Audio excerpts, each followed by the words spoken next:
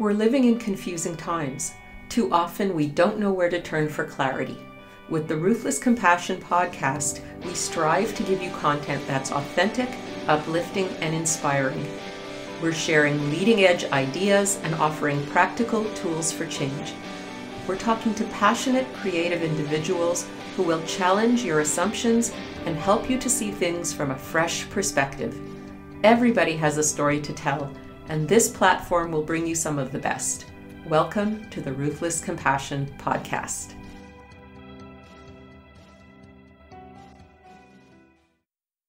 Sam Morris is the founder of Zen Warrior Training, a transformational coaching program for high performers, entrepreneurs, and creative professionals. With over 20 years of experience studying and teaching the ancient wisdom of Zen and Taoist philosophy, meditation, and breathwork practices, Sam coaches his clients in developing mastery of the inner workings of the mind, body, and spirit to live from a place of presence, purpose, and resolve in both their businesses and in their personal lives.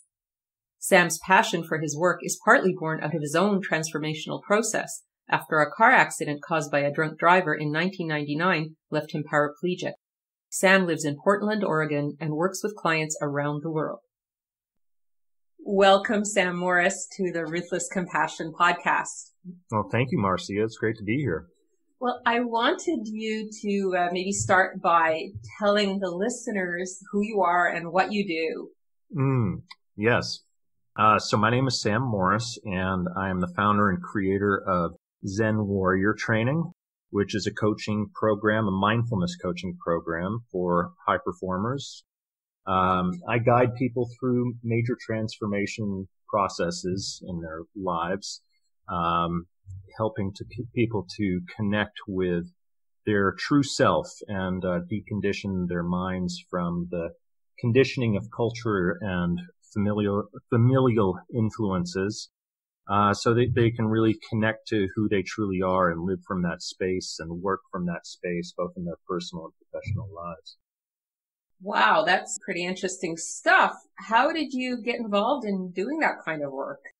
So I would say that this interest actually goes all the way back to childhood. Really, if I follow the threads all the way back, like most of us, I had a childhood where there was just a tremendous amount of openness in my field of awareness, shall we say. I grew up on a farm in Maine, and I remember just a level of simplicity that was not necessarily related to naivete as a child, but was just related to being totally open and not conditioned by the world yet. And then I noticed as time went on and as I grew older that I started to take on identity, and everyone that I knew also started to take on identity. And I saw that a lot of that identification wasn't actually true to myself and to the people that I was surrounded by. And then when I would say probably in my late teens, I discovered Buddhist philosophy and practices, mindfulness practices.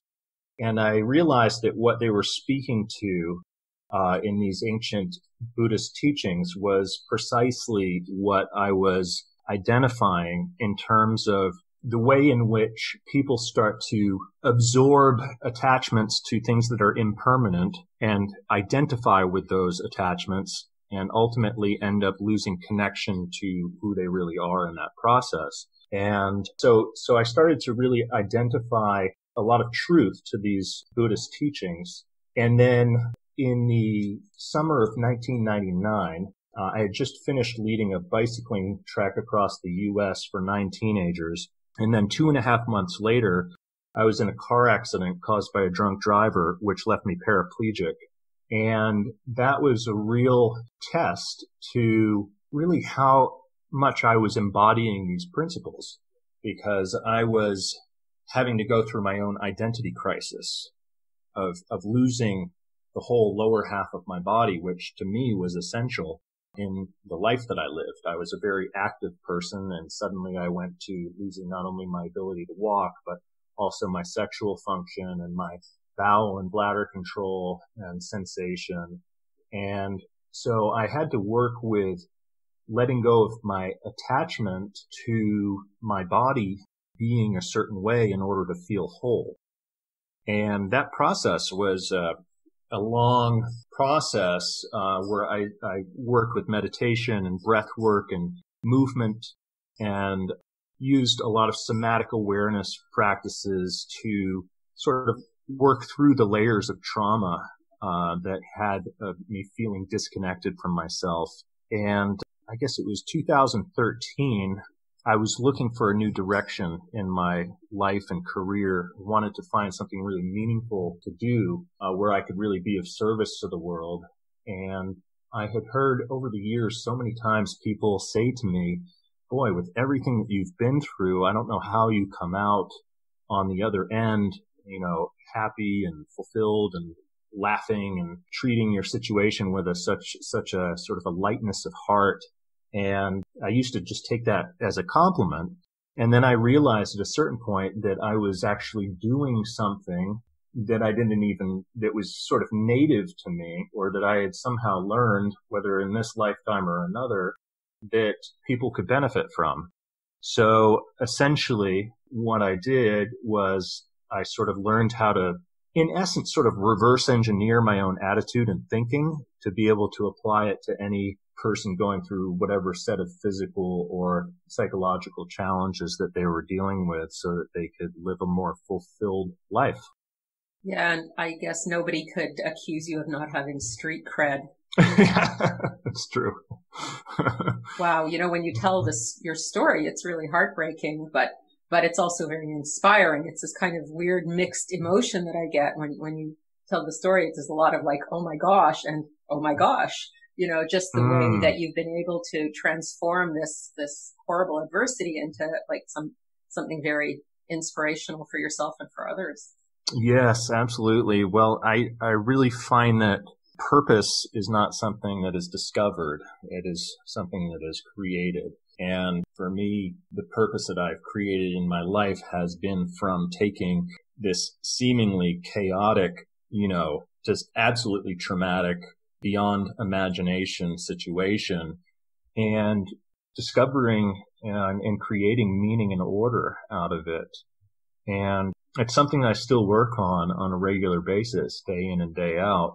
And I also find that a lot of why I do what I do is really for me, so that I can keep on reminding myself of what's really real versus, falling into my own sort of places of paralysis. It keeps things moving along in my life to keep teaching other people or coaching other people in what I have learned along the way.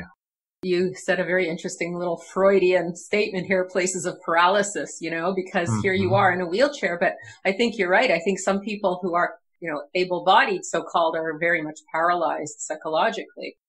Absolutely. In fact, I think really that a healthy life actually creates the conditions for some type of paralysis at some point, and maybe more than once. I think that there's a tendency to kind of assume that a healthy life means that we never experience these times of paralysis or these times of deep frustration. But I think the dark night of the soul is very real and is one of the most important things to learn how to embrace in order to evolve in our lives. And I feel that that's oftentimes something that, because of the cultural conditioning that we have around happiness and that kind of thing, I think that there can be a tendency to look at that situation, that type of psychological paralysis, and think, oh, there must be something wrong. This is something where I need to be medicated or whatever. Not to say that medications oftentimes aren't very helpful and even necessary, but I think that oftentimes we have this tendency to seek comfort so much that we oftentimes can prevent ourselves from our own best evolution that is actually very, very important for our soul to undertake. And so when someone is going through a dark night of the soul experience, I don't think that's a bad thing. I think that's a perfect condition to create from a place that is more grounded in truth and less grounded in the illusion of who that individual thinks they are. There are a lot of spiritual traditions that embrace that time of, feeling very lost. But I think in our Western culture, certainly we have this, like you say, this tendency to seek avoidance or to seek comfort or to, medicate ourselves with drugs or fun. Mm-hmm. And we miss out on those opportunities. And, I think for anyone who has had a dark night of the soul and who's actually, instead of trying to avoid it, plunged into it and gone through it, I'm sure you have a very different perspective on the meaning of that kind of experience and the value of it. Oh, absolutely. I think that there's nothing that can compare to it, really. I hope that everyone gets to go through a dark night of the soul, to be honest. I mean, it's painful and it's no fun to go through that process, but ultimately you gain so much more from that experience than you could possibly gain any other way.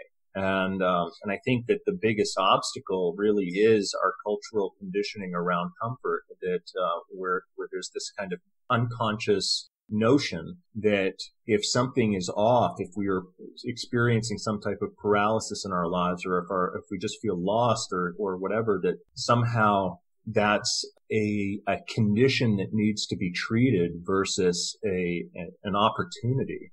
And when you really look at it as an opportunity and you use these, I think, meditation, breath work, anything that brings your awareness deeper inside your body and into your own individual consciousness in that process is key to that evolution. Yeah, I agree with you.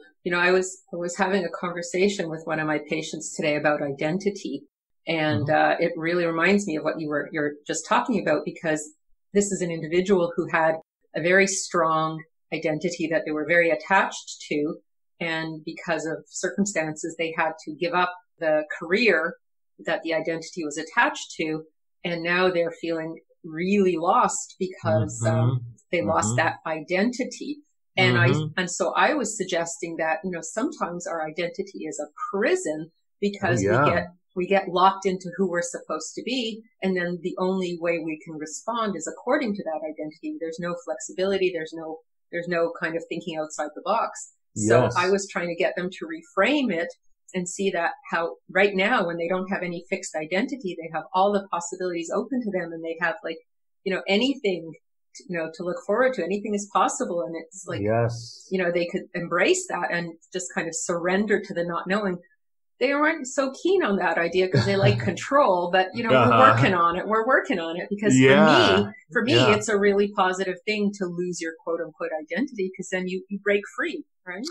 Absolutely. Absolutely. This is, and it's something that, I didn't mention this before, but there is a component to this that is, at the time I was going through it, I couldn't really discuss it with people so much except for my close inner circle. But back when I was in my late teens, I started to experiment with psychedelics and realized I had some really, really expansive experiences where I could see the nature of how all of this stuff happens and the way in which identity is our biggest prison, and how so much of how we identify is born out of survival versus something that can actually help us to thrive in the world. And now that psychedelics are sort of more of part of the mainstream conversation, I feel comfortable in having that conversation, which I find very encouraging.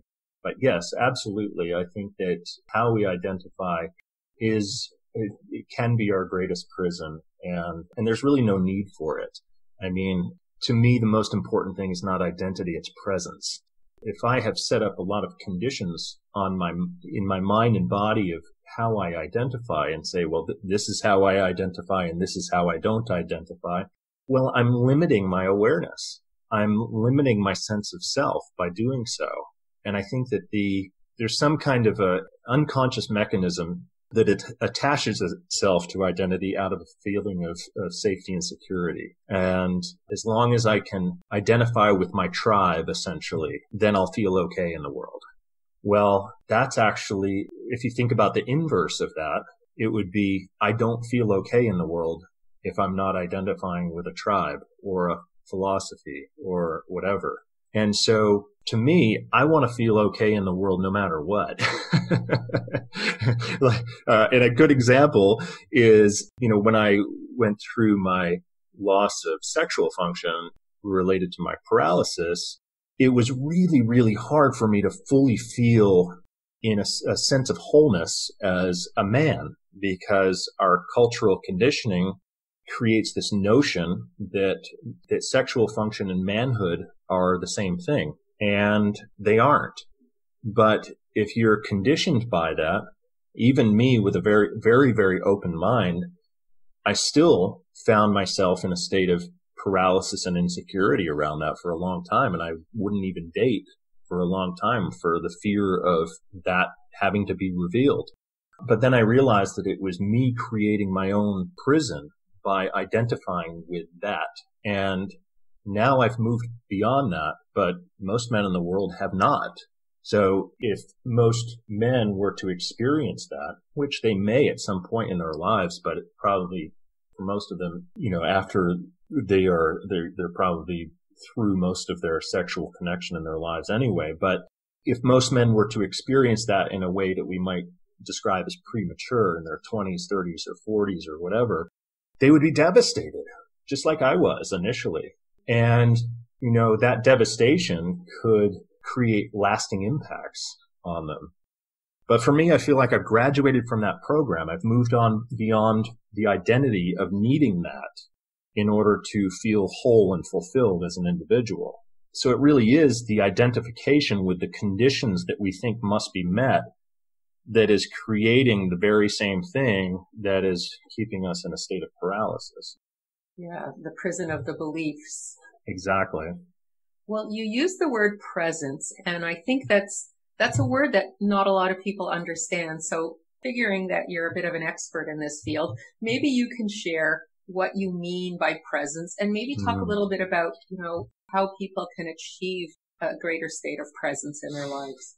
Yeah, well, I'll start by giving you a short story that I think might be useful in understanding this, because it's beyond a concept. It's an embodied experience. And if we get thinking about it as a concept, we're actually not really present. So one experience that I had that was the most profound experience of my entire life was a week after my accident happened. I was lying in this hospital bed, and my doctors took me off morphine that day. And for that entire week, I thought that I was adjusting pretty well to the spinal cord injury. But what I didn't realize was that it was just because I was on morphine. So of course I thought that I was adjusting well to it. I was just numb. I was totally dissociated. So when the doctors took me off morphine, I became lucid for the first time since the night of the accident. And I had a full-blown panic attack beyond anything I possibly could have imagined. And there had been a sharp object around. I don't know if I'd be here talking with you today. And the only thing that I could do, since I was lying in bed paralyzed, was to focus on deep breathing. So I breathed as deeply as I could, just one breath after another for several minutes. And by the way, I apologize if you hear some clicking. My old blind dog is walking around on hardwood floors behind me right now. We have lots of forgiveness for old animals. So anyway, so I'm lying in this hospital bed and alone at night and breathing deeply and just doing whatever I can and just having all of these thoughts about I cannot go on like this. This is not okay. I am an athlete, et cetera, et cetera. I mean, I just couldn't imagine living the rest of my life paralyzed, as, probably most of your audience can understand. And then I reached this sort of threshold, if you will. And I realized that suddenly I was on the other side of that threshold. And I realized that on the side that I had just been on was everything that I ever thought that I knew about myself, all the thoughts and feelings about who I was, what my name was, where I went to school, where I grew up, what my family was like, my relationship to my body, et cetera, et cetera, et cetera. It was all the content of my life. But I went to the other side of this threshold where I was aware that that was not me. I was aware that that was my ego identifying with my body and mind. And when I experienced that, I saw that I was more awareness than I was ego, that the ego wasn't who I actually was, that the awareness was who I actually was. And we might relate this to right and left brain functioning as well, where, left logical, the more analytical part of the brain is sort of identifying and creating stories about who we think we are, et cetera, et cetera. And the right brain is more aware of the whole picture. But I realized this was exactly what has been taught and handed down in traditions of mysticism, especially Buddhism, where the Buddha described the awareness as being what is real versus the illusion of the self, which is the ego consciousness. And I was the awareness. And so much so that I almost couldn't even feel my body anymore. I became more breath than body. And I could no longer even feel my inhale or my exhale. It just felt like I was nothing but breath. And so just moments before, I was in the deepest state of anxiety that I'd ever experienced before. And then suddenly I was aware that I wasn't who that was. I was aware that I wasn't the content of that my mind was creating. And I was just pure presence. So all of us have this awareness. It's not that we have it, actually. That's actually the wrong way of saying it. We are awareness. Not that we possess it, we are it. We are awareness, possessing a mind and possessing a body that has consciousness. And when you are orienting around being that awareness, then you are in a state of presence. Because everything else that is occurring in the mind in terms of the thoughts that we think and the feelings that we have are related to past and future. So it's only the awareness that is ever totally present all the time. It's like watching the director behind the scenes who is watching as the actor acts out the drama of life. And so we are both the actor acting out the drama of life, and we're also the director who is behind the scenes telling the actor what to do. That's a nice story. Yeah, thank you. So if you're using all of these techniques when you're working with high performers, what would be an average person who would come to you, and what kinds of things would you be, would they be looking for, or how would you be assisting them? Well, most people that I tend to work with are in a midlife transformation process. And we could look at it like we were talking about earlier. We could look at it as a crisis, or we could look at it as an opportunity. And they tend to be in a place where they have lived their lives and pursued their dreams from one perspective of what they thought they wanted. And it's gotten them to a point where things seem to be falling apart around them. And then they realize there's more, but they might not know how to find that more. They intuitively know that there's more. They intuitively know that there's a deeper truth that has yet to be revealed, but they haven't quite learned how to tap into that truth yet. And so my job is to help to facilitate the process of transformation from who they've been to who they are becoming.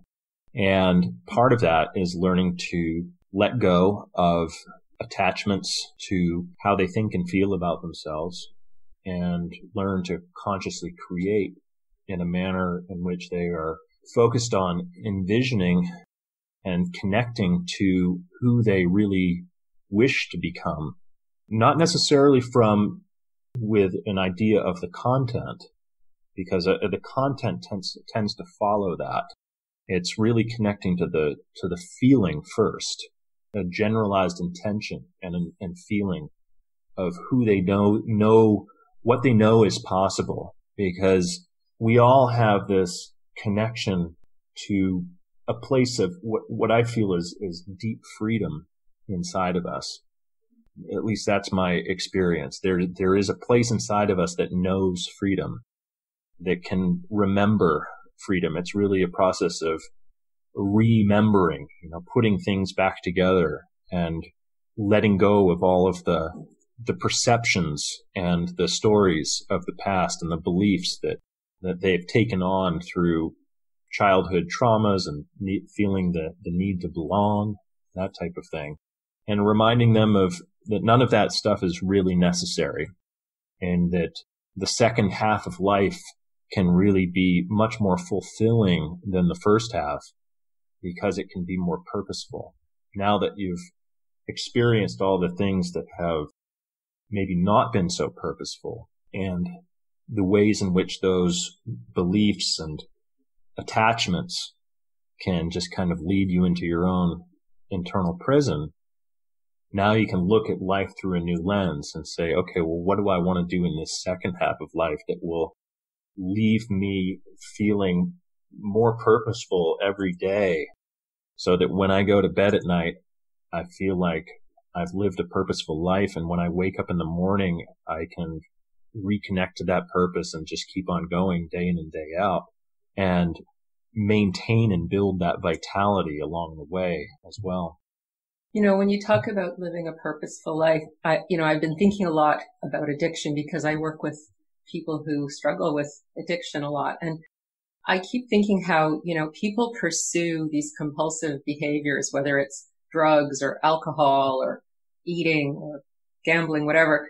And they keep running after their addictions because they think that that's what's going to make them feel better.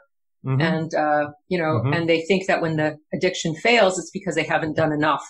So more of the bad idea is going to finally become a good idea. Right. And, exactly. But when people are pursuing purpose, a little bit goes a long way, right? Absolutely. And I think that you mentioned the word addiction, which I think is a very important one, because we can all identify the quote unquote bad addictions, the drug addictions or the gambling addictions or the sex addictions or whatever, the very obvious ones. What we don't tend to identify is the more subtle addictions that are socially acceptable. And what I mean by that is we can become addicted to our own negative beliefs. We can become addicted to our own stress. We can use stress as a motivator, because if you wake up in the morning and you're not motivated, you're sort of opening your eyes and you're coming into the world and you're starting a new day, and you need to orient, you need to identify, you need to, remember who you are. Oftentimes the first things people will do will start thinking about stressful things that have yet to get handled. And what that'll do is just, put a little adrenaline in their bloodstream so that they can motivate themselves to get out of bed. And automatically they've just restored their addiction to stress. After a good night's sleep, they're already stressing out again. So they're actually addicted to the hormones of stress inside of their bodies that are creating this block to living in a more liberated and purposeful manner. That's a scary thought.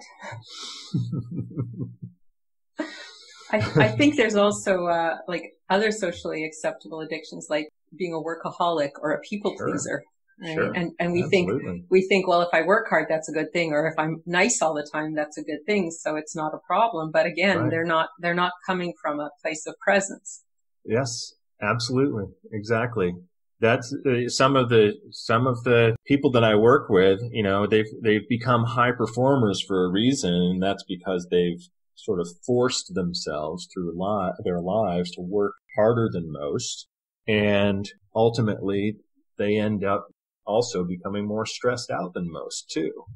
And I am totally opposed to the notion that type of style is essential to be a high performer. I think we are gradually waking up to the fact that there can be a different type of high performance. But it's not that type of sort of go, get it, just stress type of mentality, but it's a more sustainable type of high performance that comes from living in a purposeful manner with presence, with awareness, and where you feed your body through healthy eating and hydration and breath, and you sustain your energy rather than burning yourself out day in and day out. And to me, sustainable performance is much more attractive than high performance with constant burnout. Yeah, there has to be some balance in all of it, right? Absolutely. Absolutely. Otherwise, what's the purpose of all of it? So that you can prove yourself to the world? I mean, boy, oh boy, it starts out being prove yourself to the world, and then it ends up being after a while, okay, now I have to sustain this, giant mortgage and this, all of these things that I thought that I needed when I thought that I needed to prove myself to the world, versus orienting in a much more organic manner where you can be both relaxed and powerful at the same time. And that's why it's very intentional that I call my work Zen warrior training, because it's really about being relaxed and powerful at the same time. Peaceful, powerful, and purposeful. So tell me a little bit more about relaxed and powerful. That's very intriguing. So my experience is that when we are calm and centered, we're actually able to connect with our true power. And the conditioning that I see in our culture, again, so much of this is just around conditioning versus, something that is real, because most of what we experience culturally is conditioning, and it's not even real. So the conditioning points to that relaxation is something that you do for yourself as a nice thing when you are done working your ass off, basically.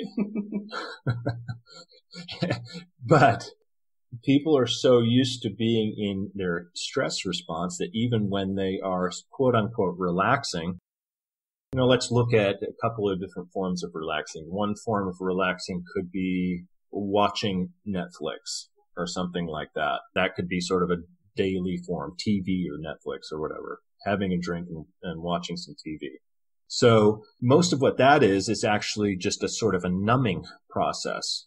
There's still just as much stress in the system, but there's a temporary numbing that's going on because you can become somewhat dissociated by watching the TV and sort of zoning out for a little while.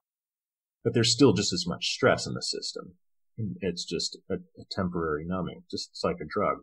Or if someone, say, takes a week-long vacation and they go to Hawaii, and they think, okay, well, that's my relaxing time. That's going to be my time of the year to relax. Well, first of all, you can't truly relax if you are just doing it once a year, because your body doesn't know how to relax. If you're only giving yourself one time a year, your body's going to be so conditioned to stress that the moment you get on vacation, you're going to already be thinking about all the things that are backing up that you have to handle when you get off of vacation. And this vacation could very well be more stressful than work. And so I think we need to, as a culture, we need to really start to have a different conversation about relaxation, where relaxation is not some type of little sort of dissociative treat that you give yourself at the end of the day or once a year on vacation, but relaxation is something that you cultivate inside of you so that you can live from a place of deep relaxation, so that you can sustain your energy. Just because I'm relaxed doesn't mean I can't get a lot done, and I think that's when you get out of the survival hormones that put you in this perpetual state of a stress response, then you realize that you can actually feel quite comfortable and at home in yourself, and very centered and very calm and connected to your breath and connected to your autonomic nervous system, and get actually more done because you're more present. A lot of the time when people are stressed out, they're actually not getting that much done. They might think they're getting a lot done, but a lot of it's just creating more problems, and a lot of it is sort of going back and forth between little short bursts of energy and then dissociation. So if we can relax more, then we can sustain our energy more. If we can sustain our energy more, then we can actually get a lot more done. That sounds very nice. I'm very glad we're having this conversation. I think it's really helpful for a lot of people to put things into a different perspective and see that it's not about being driven. It's not about whipping yourself. It's really about, being more present, and then you can accomplish so much more and do it in a way that's very congruent with who you are as opposed to with the story. Well said, Marcia. Well said. Absolutely. Yes. So I wanted to ask you, to share with the listeners what you're up to these days, if anything new or different, and where they can find you. So my latest project that I've just been invited into is to start to work with, and this is not something that has happened yet. This is in the planning stages, but I'm putting together a project with a number of other people to work with veterans with post-traumatic stress to teach mindfulness and help to incorporate some strategies and some technologies which can help to overcome the symptoms of post-traumatic stress. So that's something that is exciting, but just in the planning stage. In the meantime, I'm working on a book, and I'm also working with a number of private clients, mainly entrepreneurs. And yeah, that's what I'm up to. I love the idea of working with vets. That's so important. Boy, there's a lot of trauma out there that needs addressing. So true. So true. And I feel like we are actually at the cusp of a whole new understanding about how to treat PTS. And so it's an exciting time. It's devastating, what we're seeing right now in terms of all the veterans who are losing their lives to suicide. And I also think that at the same time, it's creating an opportunity to really address how we deal with PTS in our culture. Is that what you're going to be writing your book about a little bit, or? No, my book is it's mainly an autobiography that also includes sort of how I got to where I am in terms of the work that I'm doing and how I orient and my philosophy and approach and that type of thing. Well, you have to let me know when it comes out so I can post it next to your interview. You, yeah. Marcia, thank you. I most certainly will. Yeah, it's very, very inspiring story.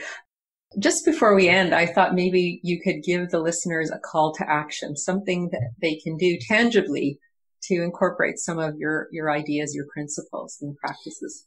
Yes, absolutely. My call to action to anyone would be really to take a really serious look at meditation and breathwork practices. I think we have such a misunderstanding of why one would meditate. I find that so many people, especially when they're new to meditation, think that it's maybe just about relaxation, and then they have a hard time with closing their eyes and just being with themselves. But meditation is like tapping into your own internal technology, essentially, to give you a connection to your own internal guidance system. And it's so important for so many reasons, both physiological and psychological, and can really help you to move through your own conditioning that has you challenged in a way that you don't need to be challenged and stressed in a way that you don't need to be stressed, and to really connect to a deeper sense of purpose inside of you. Breath work also, it's part of what I incorporate into my own work. Holotropic breath work is one of the most effective ways of releasing emotions, because we have all these emotions stored in our body that are unconscious, that are affecting us all the time.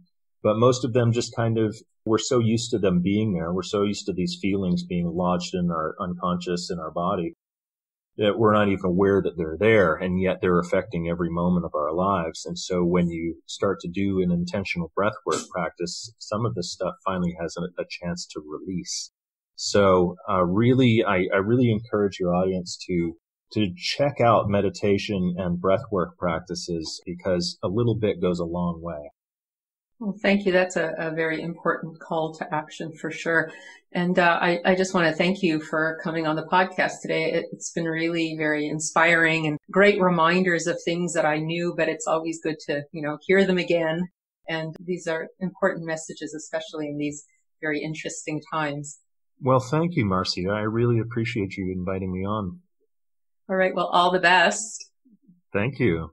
You too. That was the phenomenal Sam Morris, and I'm Dr. Marcia Sirota. If you like this podcast, please review it on iTunes, and you can sign up for my free monthly wellness newsletter at marciasirotamd.com, where you'll also learn about my new online course about dealing with difficult people.